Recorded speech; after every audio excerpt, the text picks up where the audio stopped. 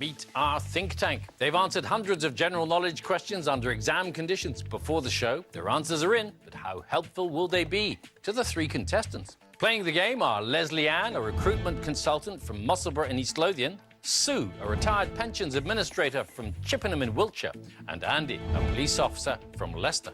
This is Think Tank.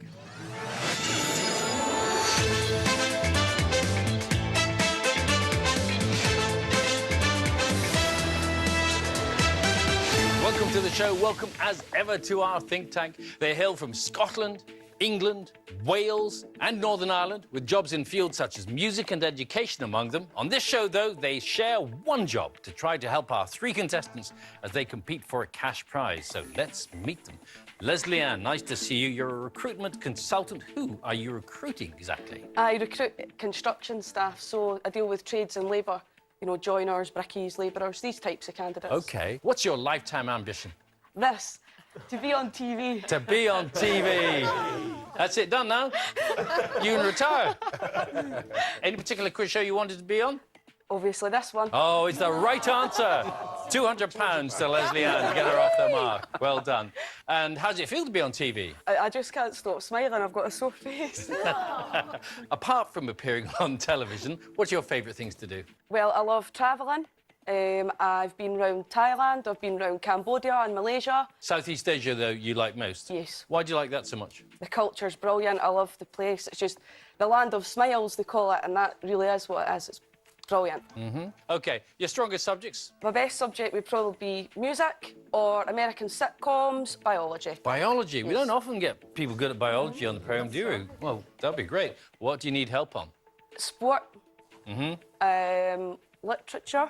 OK. Well, sport, Cleve's your man, Len also, literature would be Max as well, Armanel too, so you got a pretty good spread there. All right, so welcome to the programme. Thank you. Sue, nice Hello, to have Bill. you with us. You used to be a pensions administrator. Was that the only job you did before you retired? Oh, no, I did that for 19 years, but prior to that, I was a pub landlady. Before that, I was in the Royal Navy. So when you were a pub landlady, first of all, were you strict with your customers? I was a little bit of a misery, actually, because I didn't really like people who were drunk. OK. As soon as it was time, I called time and I used to make them leave because I thought, this is my time now, get out of my pub. A bit like Peggy on EastEnders, get out of my pub. What was it like in the Royal Navy?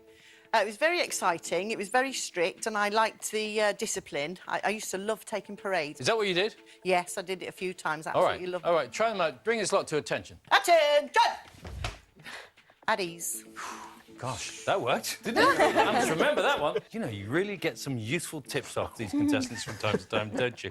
What are your best subjects going to be? TV, drama, films.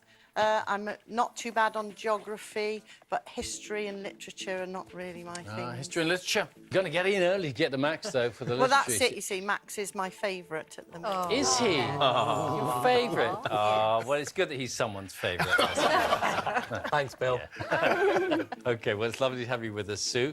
And Andy, welcome to you. Which part of the police force are you working in? I work in the investigation unit, deal with investigating crimes and come through and deal with the prisoners afterwards. Have you always been a police officer? Before the police, I was in the RAF, the Royal Air Force, for 6 years. I was a fireman in the Royal Air Force. And before that, I was on British Rail for 4 years, so I've done a few different trades. You guys have moved around a bit. Have you ever lived? I was born and brought up in North West London, but then when I joined the RAF, I got to travel. I lived in Gibraltar for 2 years. And then during my police service, I took 3 years out to move abroad and lived in Spain for 3 years as well. So your sense of geography I would be think my pretty geography's pretty good. I like travel as well, so yeah, I think so. And what do you need help on? I'd probably need a lot of help on literature and the arts. The arts. Apart from Max, who can help with the arts? I can do painter by numbers.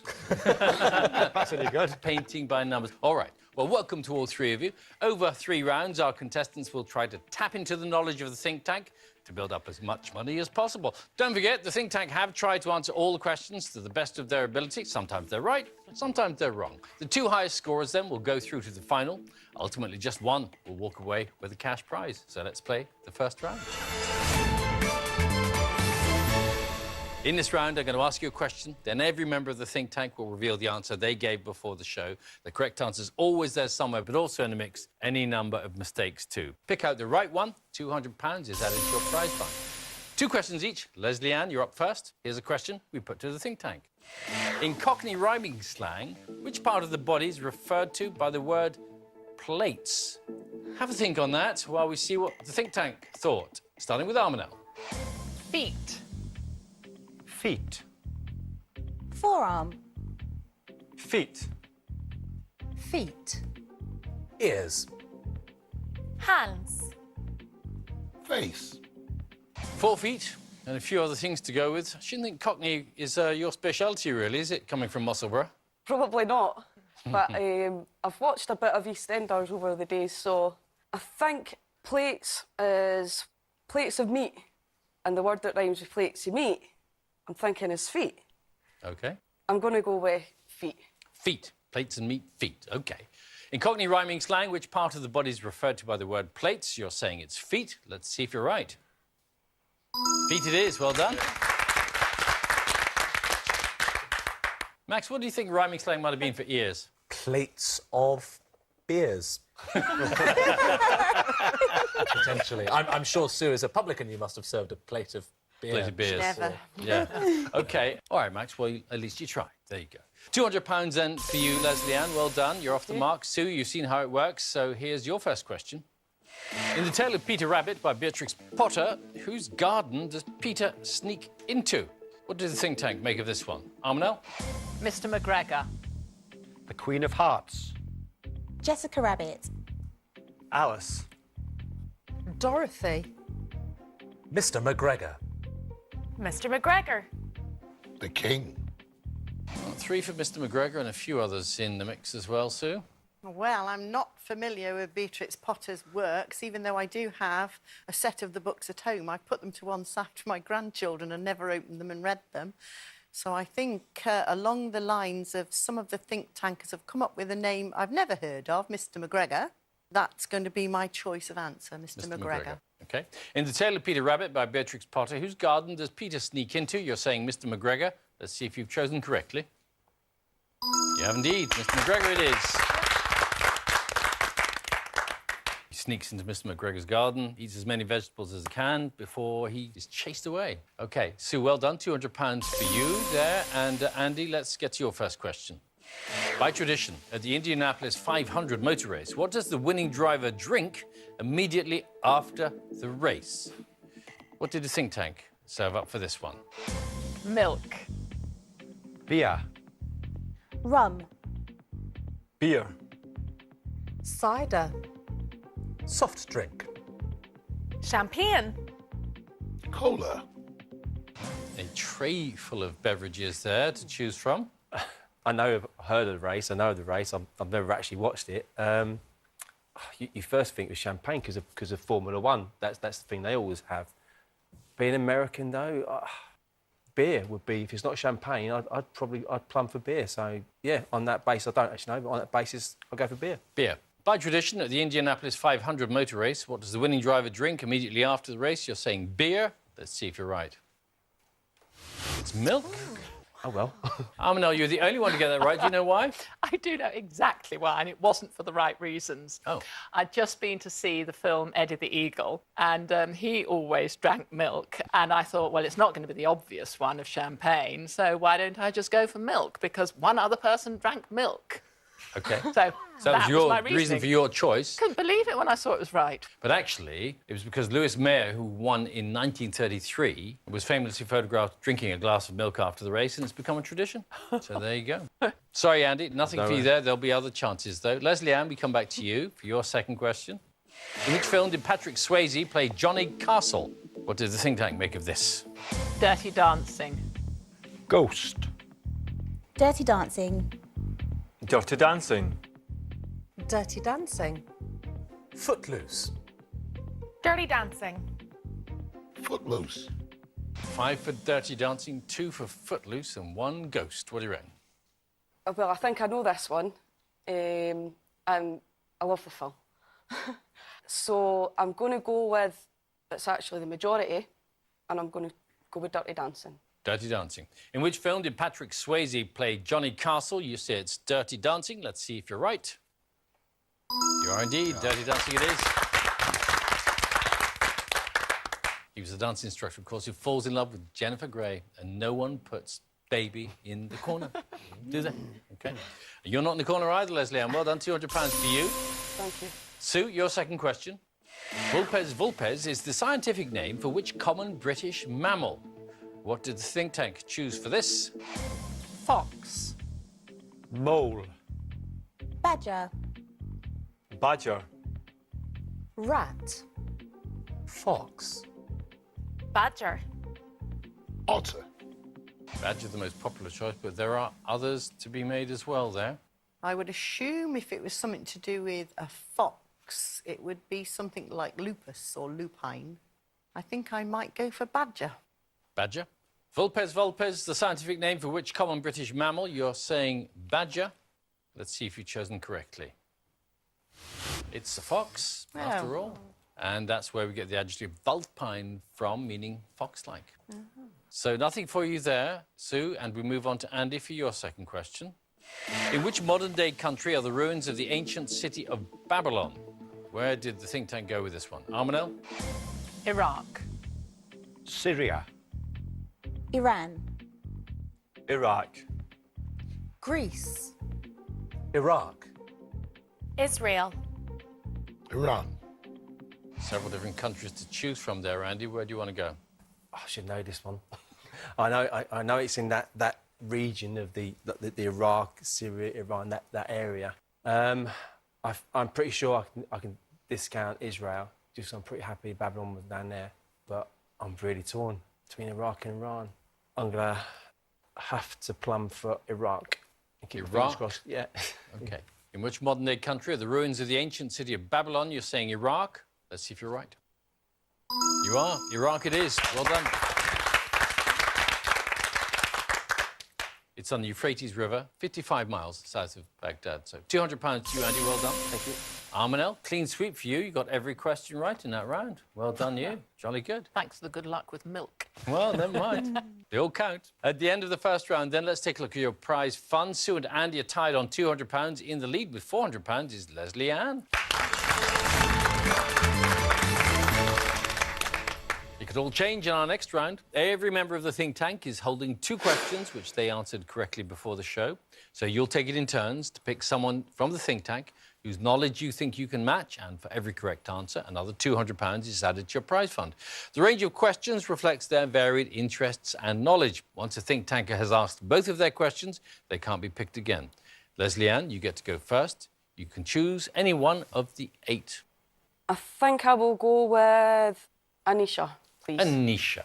So the reason why I knew this is because my mum's from Barbados, and every year in Barbados they have a carnival called Crop Over. So I love the carnival, and I've also been to the one in Notting Hill as well. So it's about the Notting Hill Carnival. In London, the Notting Hill Carnival takes place in which month? I have absolutely no idea. So this is, I could just choose any month. I'm going to say July. July? 1 month out, baby. It's August. Oh, Sorry. Yeah, over the August bank holiday. all right. Yeah, OK. I should have thought of that. No money for you there, Leslie Ann. We move on to Sue, and you can still choose any one you like. Well, I'd like to choose Jordan, I think, because I absolutely love her lilting Irish accent. Oh, thank you very much, sir. I'm blushing. So I absolutely love food, and one of my favourite things to eat at the weekend is nachos, and I love to layer them with salsa and sour cream and cheese and this food. And the question is, what foodstuff provides the basis for the dish guacamole? I do like nachos myself, with all the cheese on, and the guacamole, I believe, is mainly made from avocado. Avocado? You're absolutely spot on. Well done. Well done. Guacamole can also include onions, tomatoes, and sometimes chilies as well. Sue, £200 for you then, and Andy, you're up next. Who would you like to choose? Can I have a question from Len, please? Right, well, you said that you like geography and travelling, and I think this is going to be right up your street. This is the design of which famous building in Sydney was inspired by the sails of ships? Famous building in Sydney, whose design was inspired by the sails of ships. I've never been. It's on my bucket list of places to go. I want to go to Australia, New Zealand. I can't wait. One day we'll definitely get there. And the only iconic building that I know of or can think of in Sydney is the Sydney Opera House. You see it every New Year's Eve when the fireworks go up and so forth. So, Sydney Opera House. Sydney Opera House? Well, I've actually stood outside that building. It's having this fabulous. You've got to go on it. Yes, correct. Sydney Opera House. Thank you. Well done. Sydney Opera House completed in 1973, designed by the Danish architect Jon Utzon. £200 for you, Andy. We come back to you, Leslie Ann, for your next question. Who would you like to choose? I would like to choose Cleve, please. Cleve. I hope you like sport. Oh, you're kidding. I take it from that expression that you don't, I guess. No, but this is, I mean, I am a huge sports fan, and I don't think this is not the hardest question you could possibly Hopefully not. Which English football club appointed Claudio Ranieri as the manager in July 2015? I honestly have absolutely no idea. If it was Scottish football, I might have been able to have a stab at it. This is just a guess, but I'm going to say Arsenal. Arsenal is your answer? Yes. OK. Arsenal, Cleve? Arsenal have the longest serving manager in the Premiership at the moment. It's actually the current champions, Leicester City. I'm so I was sorry. going to say that. Were you? Honestly, I thought, no, that's too obvious. Yeah, Claudio Ranieri led them to Premier League actually glory in don't know that. 2016. Nothing is too obvious on the think tank. Nothing. Hard lines, Leslie Ann. I'm sorry, nothing for you there. Sue, we come on to you. I'd like to choose Max for his enigmatic smile. Oh, Sue. Well, hopefully you're able to help us out with this. Now, which major river flows through the city of New Orleans? Which major river flows through the city of New Orleans? New Orleans. Ooh. I've never visited New Orleans. I have recently been to Washington, D.C., but I couldn't tell you the river that flows through there either, if there is one. I'm thinking about the riverboats around New Orleans with the great big wheels on and the gamblers, and I'm thinking this might be the Mississippi. Mississippi? Sue, it is a beautiful image you paint, and it is absolutely right. It is the Mississippi. Well done. And it's the longest river in the United States. £200 for you, Sue. Well done. Andy, we come to you again. Who would you like to go with? Still the entire think tank to choose from. Can I have a question from Cleve, please? Cleve. I bet you were hoping it was a sports question, weren't you? Hoping. As luck would have it, it's not, but it is slightly geography-based. And the reason why I know this is because I lived in this country for a while as a youngster.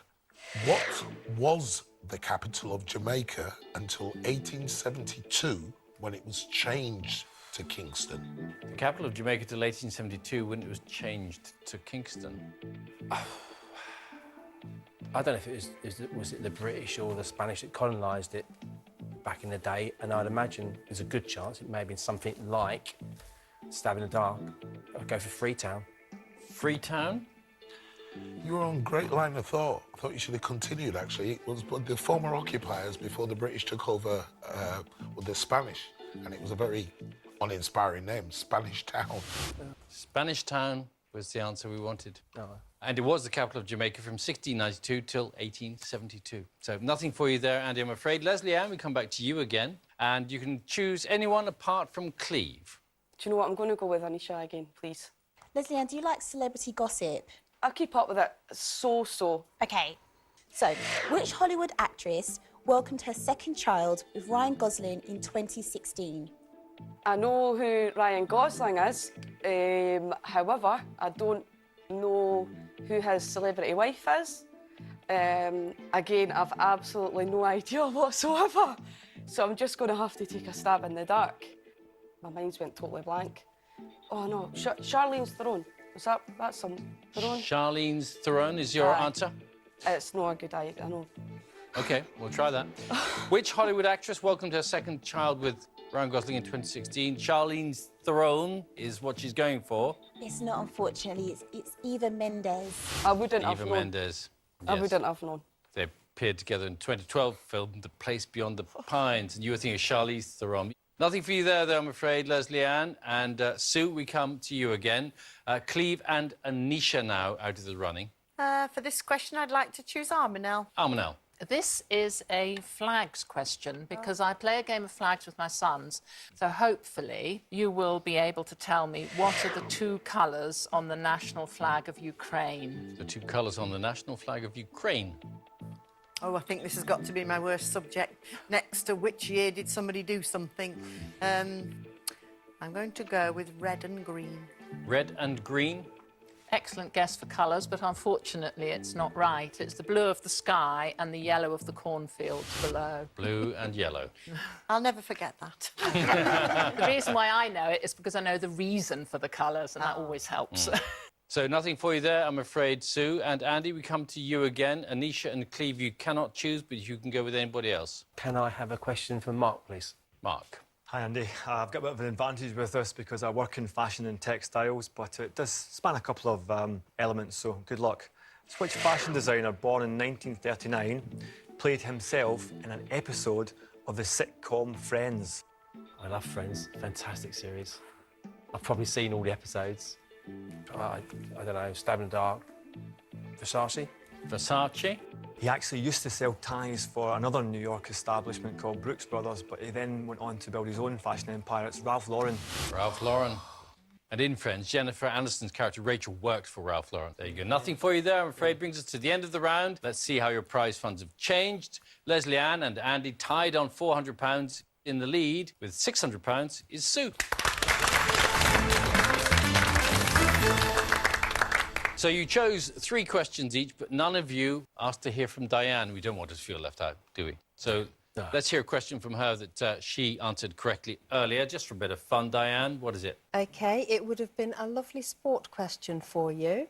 My question is, in which event did Fatima Whitbread win Olympic medals in 1984 and 1988? Try this one at home. In which event did Fatima Whitbread win Olympic medals in 1984 and 1988? Any ideas here in the studio? Yeah, that's it. She won it in javelin. Yeah. Javelin? Javelin. Is that right, javelin? Yes, that's right. And she was also world champion in 1987. Well done. Thank you very much, Diane. And let's get back to the competition then. Well, one of you is shortly going to have to leave the game, but there is still a chance to take the lead. All of you are going to be asked the same question. 2 members of the think tank will then give you the answer they gave before the show and their reasons for doing so. One of them only, though, will have the correct answer. So if you side with the right person, you get what will be an all-important £200 added to your prize fund. Just 5 questions remain, though, before we do have to say goodbye to one of you. So choose your answers carefully. And here is the first question. According to the Bank of England, what is the value of their most common banknote currently in circulation?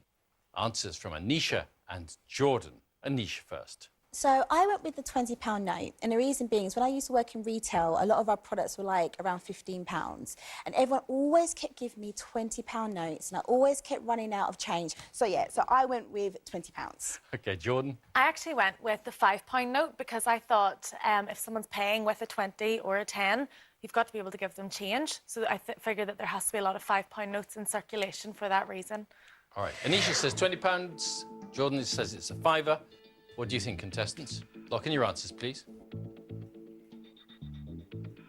What have you totted up? Let's see. You've all gone with £20. Is that the right answer? Yes, it is. Congratulations. And there are currently 41,037 million £20 notes in circulation. Where? That's quite a lot, isn't it? OK. All right, £200 each of you, in £20 notes, if you like. Here's our next question. Which British actor's autobiography is entitled Absolute Pandemonium, My Louder-Than-Life Story? Mark and Cleve are going to have a go at this. Mark? Oh, if you look at the question, it's got pandemonium in it, and it's got louder, and you just think Christopher Biggins. Cleve? Again, the clues are there, but I remember I've seen this actor. I remember him firstly when I watched American Werewolf in London, I think it was, and he's known for saying it very loud. So it's absolute pandemonium, my louder-than-life story, and it has to be the one and only British institution that is Brian Blessed. Mark's gone with Christopher Biggins. Cleve says it's Brian Blessed. What do you think, contestants? Lock in your answers, please. Who have you chosen? Leslie Ann says Christopher Biggins. Sue and Andy have gone with Brian Blessed. Who's right? Brian's alive! Brian Blessed it is. He's very famous for his line in Flash Gordon and many other things, of course. OK, so £200 for Sue and Andy. Well done. And here is question number 3. Which element has the highest electrical conductivity of all the metals? Len and Max wiring this one up. Len. Well, when I see this question come up, the first thing I thought, well, the last job I was doing was actually in high voltage electrical switchgear. And although all the contacts and the blades were made of copper, the actual contact point was, we used to coat them with silver, better for conducting electricity than copper. So my answer is silver. Max. Well, having heard what Len said, I believe that the silver is used to deal with very high voltage levels at those important contact points. But, you know, if you go to your house or you look at your cables that connect your fridge to the wall, all of those cables will be copper because it is the best one for conducting electricity. OK, Len says it's silver. Max says it's copper. What do you think, contestants? Please lock your answers in. What have you come up with? You've all gone for copper. Let's see if you're right. It's silver. Should have gone with the man who worked in it. There you go. Well done, Len. Very good. They only used to coat the tips because it was so expensive to do the whole blade, then it was. OK. So nothing for any of you there, I'm afraid, and we move on to question number 4. In 2015, what was #1 in Classic FM's top 30 of the nation's favourite Christmas carols?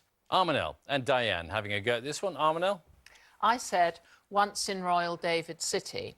And my reasoning for that is because at every carol concert, it's the opening carol, and it's usually sung by a lone voice, a lone soprano voice. And so I thought that it was Once in Royal David City. Diane? Now, I said it's Silent Night, and the clue is in the title. It's a classic. When you're shopping, it's the piped music that's trying to make you buy that little more and get you into the Christmas spirit. It is Silent Night. So Armanelle's gone with Once in Royal David City. Diane is singing Silent Night. What do you think it is, contestants? Put your answers in, please. Leslie Ann says Once in Royal David City. She's on her own again. Sue and Andy have gone with Silent Night. Who's right? Silent Night it is. Originally written in German in 1818. Once in Royal David City was 7th in the poll. Dear. Yeah. £200 for Sue and Andy, and we come to the final question in this round. Who's the first Premier League footballer to reach 10 million followers on Twitter? Len and Anisha having a go at this. Len. Well, this person has exploded on the scene with his club Leicester City. Only a couple of years ago, he was playing in the lower league division, he was, and suddenly Jamie Vardy came on the scene. So my answer is Jamie Vardy. Anisha? I said Wayne Rooney because that's basically the only footballer I know. So it's Wayne Rooney. That's it. So, Len says Jamie Vardy. Anisha's gone for Wayne Rooney. Who do you think it is? Lock in your answers, please. Leslie Ann's gone for Jamie Vardy, again striking out on her own. Sue and Andy have chosen Wayne Rooney. Who's right? Wayne Rooney it was. He has more than 13 million followers. He's England's all-time leading goal scorer, Wayne Rooney. OK, so £200 for Sue and Andy, and that brings us to the end of the round and to the end of the main game. So let's have a look at your totals. In the lead with £1,400 is Sue, followed by Andy with £1,200. Trailing behind with £600 is Leslie Ann. So sadly, Leslie Ann, we have to say goodbye to you. I hope you've enjoyed fulfilling your lifetime ambition. Well, it's been brilliant coming on the TV. It really has, so thank you very much. Thanks to the think tankers and everybody. Well, it's been great to have you with us. You've really been a ray of sunshine. Thank you. Well done, Sue and Andy. You two will now compete to take home the money you've earned in our final. Sue, you just cruised into the final there, really, didn't you? Had a little look on the way there. I was beginning to wish I'd picked Mark for the Friends question, because I'm no good with flags.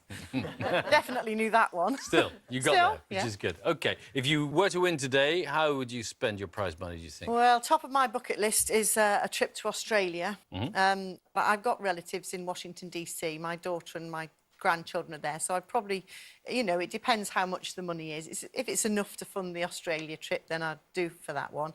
But if not, then I'll go for another visit to Washington, D.C.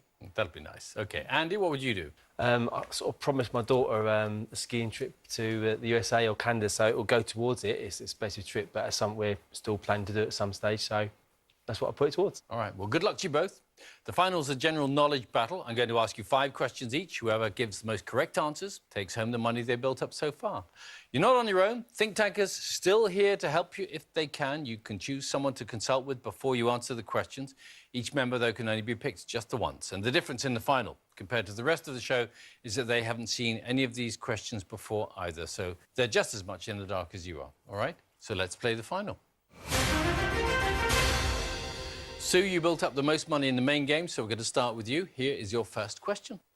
What was the first name of the Shakespearean character Falstaff? Who would you like to go with for that one? I think I'd like to pick Max for that one. I believe he's well-read. Well, Sue, I'm happy to give you a hand on this. I have to say, this is a little bit of a blind spot in my knowledge. I think Falstaff, in my mind, was a bit of a mononym, and I kind of imagined that he only went by that. Obviously, he's in a number of Shakespeare plays. I think he is, out of all Shakespeare's characters, the one that appears in the most plays. Unless you had an idea on what his first name might be. I would say he'd have an old-fashioned name. Yes. Possibly Albert. Or an Edward Alfred. or something like that, yeah. Alfred might be a good bet. Sounds sort of solid and English. Wilfred. Wilfred, but also very Quite good. the old names. Yes. Could even be an Edmund. I think we can christen him whatever we want. Yes, we can, can't we? Because it's going to be a stab in the dark, whatever it is. Yes, very So I Macbeth. think I'll go with Alfred. Alfred. What was the first name of the Shakespearean character Falstaff? You're saying it's Alfred. Let's see if you're right. It was John. I So didn't John think so. Falstaff. And as you mentioned, Max, he does appear in several Shakespeare plays, Henry IV, Part 1 and 2, and The Merry Wives of Windsor. So nothing for you there, Sue, and we move on to Andy for your first question. Patricia Arquette won an Oscar in 2015 for her performance in which film? Who could help you here? Can I ask Diane, please, see if she Diane. knows? Oh, my word. I'm just trying to think of 2015 films that were out, so... It should have been Best Actress. Well, hopefully that might be a bit more memorable. So Best maybe she was supporting actress or something. support. So there was the Steve Jobs film. There was also the one about the vacuum cleaning lady, Joy. Oh, OK. I don't know who played Joy. I think on that, because I haven't got anything better, and that's a great suggestion, I could go for Joy. Joy. Please, OK. yeah. Patricia Arquette won an Oscar in 2015 for her performance in which film? You're saying Joy. Let's see if you're right. Boyhood, it was, I'm afraid. Never heard of it. Never heard of it. It was the film that was made over a 12-year period with a boy through his stages of life. Oh. Right. OK. Oh, well. So you've both drawn a blank so far. Sue, you could get off the mark with your next question. Here it is. Garry Kasparov and Bobby Fischer are former world champions in which game? Who could help you here? Ooh, who's a sporty person? Would that be Cleve? I am 99.99999 recurring sure that it's chess. Yes, I believe you're right, because I do recognise those names as chess players. So my Chess answer is is your answer. chess. OK. Yes. Garry Kasparov and Bobby Fischer are former world champions in which game? You're saying chess. Let's see if you're right. Chess is correct. Well done. Thank you. In the 1970s, Bobby Fischer was the first American-born champion, and Kasparov was champion in the 80s and 90s. So 1-0 to you, Sue. Andy, here's your second question. In Greek mythology, which inventor was the father of Icarus? Who could help you here? Can I ask Armanel if she can help me at all, please? Armanel. Well, I know what Icarus did. What did Icarus do? He flew too close to the sun. He had wax wings and they melted. So obviously his father invented the wax wings. I think his name begins with an A, but that might be a complete red herring. Do you have any ideas at all? Archimedes, no, it's a name. Archimedes invented a screw, which was a method of transporting water from up a hill, but he was an inventor. Yeah, I'll probably go for, only because it's one that it is a name that... That is a name, but not the right one. Yeah, probably, yeah. Wow. I'll probably go for Archimedes in that case, because I can't think of anything else. Yeah. Not right, but we've got a name. Yeah. Archimedes is your answer. In Greek mythology, which inventor was the father of Icarus? you're saying Archimedes. What is the answer? It's Daedalus. Never heard of him. Never mind. Yeah. Also, in mythology, it designed the Minotaur's labyrinth, and the wax wings that he and Icarus used to fly away from Crete went too close to the sun. So, nothing for you there, Andy. Sue, your third question coming up. Who was the original author of the Mr. Men books? Half of the think tank to choose from still. There's a question. I've seen a few of them with having grandchildren. Mr. Tickle and Mr. Giggly and Mr. Squiddly and all that sort of thing. Who could help you here, do you think? They all look like scholars that, you know, wouldn't read books like that. Unless, of course, they've got grandchildren. I might try Len, in case he's got grandchildren who know. I wish you hadn't asked me. I've seen it sort of stacked on the grandchildren's bookshelf in their bedrooms, and you can see all the different characters you said. Like. I really haven't got a clue here. I'm going to have to make a wild guess. I know when I go home, I can have a look at it. Oh, I'll just go for Paul Brooks. Paul Brooks. Name I plucked out of the air. Yes, Okay, we'll go Paul with Brooks. that. Who was the original author of the Mr. Men books? You're saying it's Paul Brooks. Is that the right answer? It's Roger Hargreaves. Never heard of him. Mr. Tickle was the first book, funnily enough. Oh, was it? And Roger Hargreaves was inspired to write it when his son asked him what a tickle looked like. So he drew Mr. Tickle, and it went on from there. It's an interesting fact, Bill. Very nice. OK. But hasn't helped you get a right answer, No, I'm too afraid. late now. OK. Too late now, indeed. OK. Andy, your third question. You can equalise with this one. Which country is largely made up of a North Island and a South Island separated by the Cook Strait? Geography question for you. 3 members left to help you. Anisha, Mark or Jordan? Can I go for Mark, please? Mark. A well-travelled man. I think I know, but Yeah. is it New Zealand? It is. Is that what you're thinking? Because you've got South North Island, New Zealand, and then you got South Island. Yeah, Pretty confident it's New yeah, Zealand. that was my first thought as well. Yeah, great. I'll go for New Zealand then, please. New Zealand? Yes. Which country is largely made up of a North Island and a South Island separated by the Cook Strait? You're saying it's New Zealand. Let's see if you're right. It is indeed New Zealand. Well done. And the Cook Strait named after Captain James Cook, the explorer. Well done, Andy. You're off the mark. 1-1. Sue, your fourth question coming up. The TV series Orange is the New Black is largely set in which type of institution? Just Anisha and Jordan to help you here. I think I'll go with Jordan this time. Okay, so no problem. Luckily, I actually love this TV show. I hope that you might have seen it too. Yes, I have, and I know the answer. Oh, fantastic. Well, then I shall let you give it. I do believe, Bill, it's a prison institution. A prison institution. Let's see if you're right. The TV series Orange is the New Black is largely set in which type of institution? You're saying it's a prison. Are you on the money with that one? You are. It is a prison. Well done. And originally based on the memoirs of Piper Kerman. OK, 2-1 to you, Sue. Here's your fourth question, Andy. The actress Salma Hayek was born in which country? Just Anisha to go with here. Say the best for last. I have a pretty good idea. I think she's Mexican. Yeah, I think you're right. I think Mexico's the answer then. Amazing. I think she could go with Brilliant. that. We'll go for Mexico then, please. Bill. Mexico's your answer. The actress Salma Hayek was born in which country? You say it's Mexico. Are you right? Mexico it is. Well done. Thank you. Born in 1966. 2-2. Come to the fifth question. This means there are no think tankers left to help you out. From here on in, you're on your own. Sue, your turn. Who won his second Tour de France title in 2015? Sport question. Not I the think it best. is, Not yeah. the best for me. I only know a few sportsmen, and the Tour de France is not my favourite sort of sport. The only one that sticks in my mind, Bill, is the lovely Bradley Wiggins. That's your answer? So that would be my answer, Bradley Wiggins. Bradley Wiggins. Who won his second Tour de France title in 2015? You're saying it's Bradley Wiggins. Let's see if you're right. It was Chris Froome. And Chris Froome, the only British rider to win more than one title. So Bradley Wiggins had won it, but just not that year. OK, that's a myth for you, Sue. Andy, this means that if you get this answer right, you will be today's winner. OK?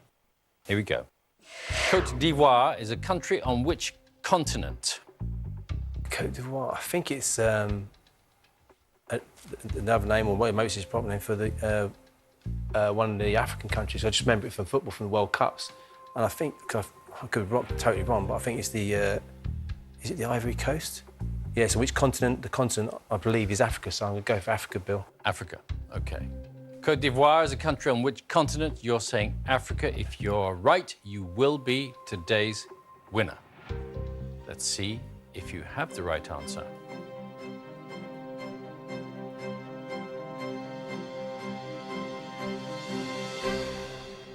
Africa it is. Congratulations, Andy. You are today's winner. Well done. And it is on the coast of Western Africa, and as you correctly point out, it is also known as the Ivory Coast. So, well done. Sorry, Sue. Good battle in the final. Sort of some hits and misses, but you took it all the way to the end anyway. I'm afraid you're not taking anything home, but I hope you've enjoyed the experience. I certainly have, Bill. Yes, it's been a pleasure meeting you and all the guys in the think tank. Can you do me a favour before you go? Just do that thing. Call them to attention one more time, because I need to learn how to do it. Go on. Very well. Attention! That's good stuff. Oh, I love it. Soldiers. Well done. Thanks ever so much. Thank you. Andy is our winner. You're definitely taking home your prize of £1,200, and you will shortly have the chance to add an extra £1,000 to your winnings. First, though, let's take a moment to congratulate the think tanker who gave the most correct answers during the show, and it was Armanel. Well done. So, Andy, you have one last chance now to boost your prize as you face our question impossible. So, Andy, a stuttering start to begin with there in the final, but you banged him in at the end with a hat-trick, didn't you? Yeah, So, thank you. well done. Did you feel the pressure there? I did. I was worried that she was going to get away from me, Sue, there, but I was lucky with the answers to questions. Came back. Good. This is the toughest question of the whole show, though, because no one in the think tank answered it correctly. If you can achieve what none of them could and give us a correct answer, that extra £1,000 will be yours. Let's take a look at your question impossible. What is the real name of Batman's original sidekick, Robin? Have a think about that, and we'll give you a little bit of assistance. We'll show you the answers that the think tank gave earlier, which are all incorrect, OK? And this will help you rule a few things out. So here's what they came up with. Robert Riley, Steve Lewis, Chris O'Dowell, Henry, Adam Wayne, Dick Roberts, Robin, and Dick Barton. So varied selection, but you've got 8 things you can knock off the list, which is quite useful for you. What do you think the answer is? Should have paid more attention to the cartoons I watched when I was a child. Nothing's coming to me. I think I'm going to have a guess at the surname going to be Wayne, so I'll go for Robert Wayne. Robert Wayne? Robert Wayne. Is your answer? OK, you currently have £1,200. If you get this right, you'll add £1,000, taking your total to £2,200. What is the real name of Batman's original sidekick, Robin? You're saying it's Robert Wayne. This for £2,200. Let's see if you're right.